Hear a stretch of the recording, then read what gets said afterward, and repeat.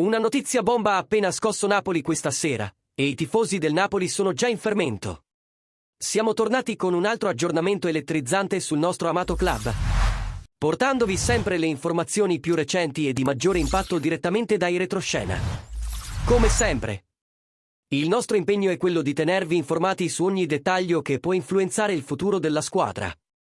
Prima di addentrarci in questo tema carico di aspettative, lasciate un like al video e iscrivetevi al canale per non perdere nessuna novità.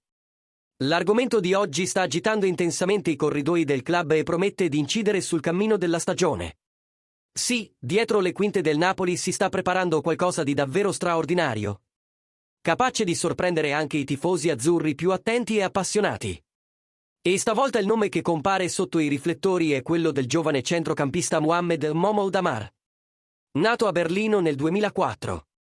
Secondo quanto rivelato dal giornalista Niccolò Ceccarini nel suo editoriale per TMV, il direttore sportivo Giovanni Manna sta lavorando dietro le quinte per individuare rinforzi strategici in vista della prossima finestra di mercato invernale. Anche se il Napoli ha già portato a termine una sessione estiva considerata di grande successo, con 9 acquisti e una rosa rinnovata sotto la guida di Antonio Conte, il club non intende fermarsi qui. L'obiettivo è continuare a rafforzare la squadra e, soprattutto, puntare su profili giovani che possano crescere all'interno del progetto a lungo termine. Ceccarini ha sottolineato che la sessione appena conclusa ha consegnato a Conte una rosa competitiva, ma ha chiarito che il lavoro di Manna continua a ritmo serrato. L'idea è quella di mappare tutte le opportunità possibili, e su questo radar è spuntato proprio il nome di Damar, giocatore dell'Hoffenheim che nella scorsa stagione è stato in prestito all'Elversberg, dove ha potuto accumulare esperienza e minuti preziosi. La sua versatilità e la maturità per la sua età hanno colpito gli osservatori, rendendolo un obiettivo interessante per i piani del Napoli. Per il momento si tratta solo di un interesse, un primo sondaggio, ma che potrebbe prendere forza con l'avvicinarsi del mercato invernale. La strategia del Napoli è chiara: investire non solo in nomi affermati, ma anche in talenti emergenti capaci di crescere insieme al club e, in futuro, generare un ritorno sia sportivo che economico. La scelta di Damar si inserisce perfettamente in questa logica.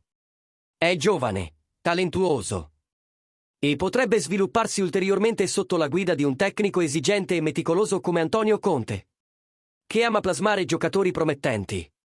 Vale la pena ricordare che il Napoli ha già sorpreso in questa finestra estiva combinando rinforzi di spessore con scommesse mirate sui giovani. Il movimento su Damar, anche se ancora embrionale, dimostra che Giovanni Manna è sempre un passo avanti, analizzando profili meno chiacchierati dalla stampa, ma che possono trasformarsi in veri e propri assi in campo.